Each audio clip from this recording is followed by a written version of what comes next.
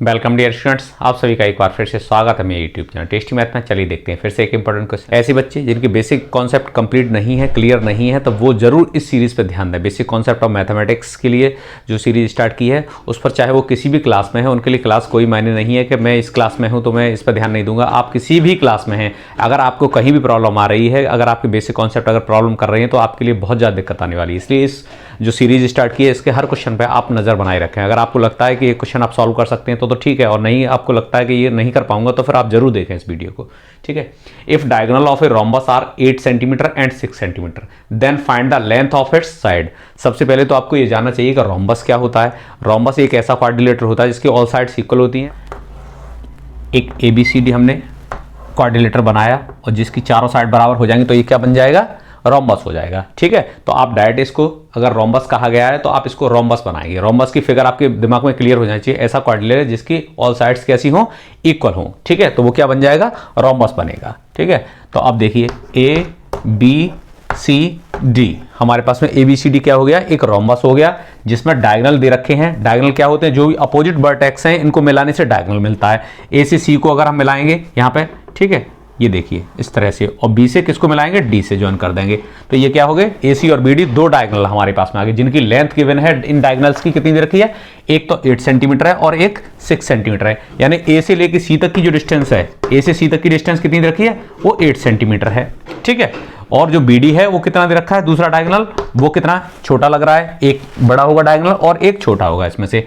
तो वो छोटे वाले को हमने BD लिख दिया क्योंकि देखने से BD स्मॉल लग रहा है। आपको रोम्बस के बारे में एक बात और पता होनी चाहिए। क्या पता होना चाहिए, कोई अगर रोम्बस दे रखा है तो उसके जो डायगोनल होते हैं एक दूसरे को क्या करते हैं, परपेंडिकुलर बाइसेक्ट करते हैं। यानी कि जो AC डायगोनल है वो BD को क्या करेगा, बाइसेक्ट तो करते ही करते हैं, साथ ही साथ क्या करते हैं, परपेंडिकुलर बाइसेक्ट। यानी ये साइड इसके बराबर होती है और ये साइड इसके बराबर होती है अगर ये पॉइंट O है। लेकिन यहां पे ये ध्यान देने वाली बात है कि स्क्वायर और रोम्बस के केस में ये यहां एंगल जो बनता है वो कितने डिग्री हो जाता है, 90 डिग्री। यानी डायगोनल एक दूसरे को क्या करते हैं, परपेंडिकुलर बाइसेक्ट करते हैं। परपेंडिकुलर मींस ये एंगल कितना हो जाता है, 90 डिग्री, यानी राइट एंगल बनता है। तो जब ये राइट एंगल यहां पे बनेगा, ठीक है, परपेंडिकुलर बाइसेक्ट करेंगे तो ये परपेंडिकुलर बाइसेक्ट करने से ये हमें पता चल जाएगा ये क्या हो गया, एक राइट एंगल ट्रायंगल हो जाएगा। अब यहां पे ये पूछा गया then find the length of its side. Side की लेंथ ये पूछी गई है, ये साइड, और ये पता है आपको चारों साइड बराबर होती हैं। तो आप किसी भी एक साइड की लेंथ निकाल दें, वो क्या होगी, चारों ही साइड उसकी बराबर हो जाएंगी। ये O पॉइंट है, सपोज करो यहां से काटा है, तो O से लेके C की डिस्टेंस हमें पता हो जाए, क्योंकि हम ये राइट एंगल ट्रायंगल में क्या लगाते हैं, जब दो साइड हमारे पास गिवन हो, थर्ड निकालनी हो तो पाइथागोरस थ्योरम से इसको सॉल्व कर सकते हैं। AC कितना दिया हुआ, 8 दिया हुआ है, तो O से C तक की डिस्टेंस कितनी हो जाएगी, 8 की आधी हो जाएगी। भाई ये बराबर बराबर है तो ये कितनी रह जाएगी, ये 4 रह जाएगी। 8/2 हो जाएगी, ये कितनी आ जाएगी, 4। 8 को आधा कर दीजिए, टोटल 8 है तो हाफ क्या हो गया, 4 रह जाएगा। इसी तरह से B से D तक की डिस्टेंस कितनी है, B से D तक की 6 है, तो यहां से O से D तक की चाहिए, ये वाली डिस्टेंस चाहिए। ये हमारे पास में कितनी आ जाएगी, ये आ जाएगी 3, क्योंकि 6 का हाफ करेंगे तो कितना आ जाएगा, 3 आ जाएगा, और ये 8 का हाफ करेंगे तो क्या हो जाएगा, 4 हो जाएगा। ठीक है। कॉन्सेप्ट आपके क्लियर करनी है, लैंग्वेज पे मैं ज़्यादा ध्यान नहीं दे रहा हूँ। आपके अगर समझ में आ जाएगा तो आप इसको ऑटोमेटिक लिख सकते हैं। लेकिन अगर कॉन्सेप्ट अगर आपके क्लियर नहीं है तो आप चाहे कितना ही लिखना जानते हो, आप उस सवाल को सॉल्व नहीं कर पाएंगे। ठीक है। तो मेन चीज़ है आपके कॉन्सेप्ट क्लियर होने चाहिए। तो डायगोनल का हाफ करेंगे, 8/2 यानी 4 रह गया। BD वाले का 6 का हाफ करेंगे तो 3 रह जाएगा। ठीक है। तो O से D तक की डिस्टेंस हमें कितनी आ जाएगी, 3। अब ये राइट एंगल ट्रायंगल है। राइट एंगल ट्रायंगल में दो साइड्स हमारे पास में है। थर्ड हमें जो निकालनी है, इसके राइट एंगल के सामने वाली साइड क्या है, हाइपोटेन्यूस।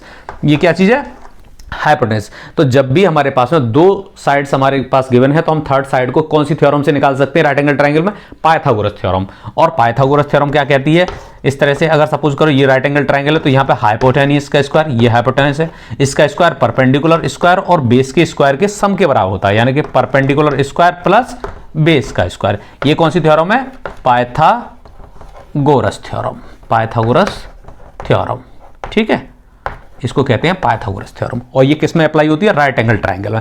जब तक ट्रायंगल हमारा राइट एंगल नहीं है तब तक हम इसको अप्लाई नहीं कर सकते। इसी राइट एंगल ट्रायंगल में हाइपोटेन्यूस का square equal to perpendicular square plus base square होता है। अब हमारे पास ये राइट एंगल के सामने वाली जो साइड होती है हाइपोटेन्यूस कहलाती है। तो यही हमें पता करना है। तो हाइपोटेन्यूस ये हमें साइड निकालनी है, कौन सी वाली, CD।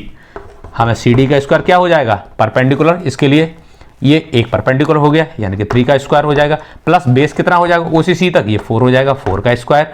तो सी डी का स्क्वायर क्या आएगा, 9 + 16 = 25 आ जाएगा।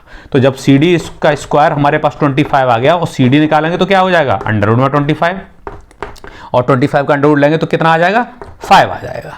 25 का अंडर रूट निकालेंगे तो कितना आ जाएगा, 5 आ जाएगा। 25 होते हैं तो 5 आ जाएगा इसके लिए, ठीक है। वैसे हालांकि जब हम स्क्वायर रूट लेते हैं तो क्या होता है, नेगेटिव वैल्यू ही आती है, लेकिन लेंथ कभी नेगेटिव नहीं होती है, इसलिए यहाँ पे हम केवल कौन सी वैल्यू लेते हैं, पॉजिटिव लेते हैं। लेंथ है, वेड्थ है, ठीक है, डिस्टेंस है, ये सारी चीज़ें हम कैसी लेते हैं, पॉजिटिव ही लेते हैं, ठीक है। तो ये हमारी वैल्यू कितनी आ जाएगी, 5।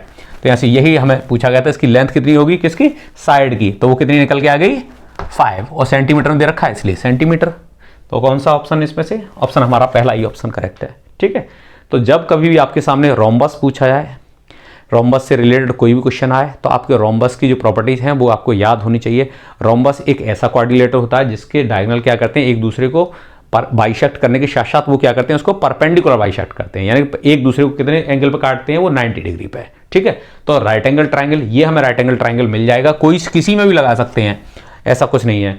तो पूरा डायगोनल जब दिया हो तो हाफ उसका क्या हो जाएगा, 2 से डिवाइड कर देंगे। इधर वाली साइड हमें चाहिए ओ से डी तक की, क्योंकि ये आपस में क्या है, बराबर है। ओ सी = OA है और OD = OB, ये इसके बराबर है। 2 साइड हमें राइट एंगल ट्राइंगल पता है, तो थर्ड साइड को हम किससे पता लगा लेते हैं, पाइथागोरस थ्योरम से। बस पाइथागोरस थ्योरम का यूज करते हुए हम एक साइड जो हमारे पास अननोन है उसकी वैल्यू हमने निकाल दी, क्या हो गई वो, 5 सेंटीमीटर, ठीक है। तो इस तरह से ऑप्शन हमारा ए करेक्ट ऑप्शन हो जाएगा, ठीक है। तो बस इसी तरह के क्वेश्चन सीखने के लिए आप बने रहिए मेरे साथ, मेरे चैनल पर टेस्ट मैथ में। थैंक यू, जय हिंद।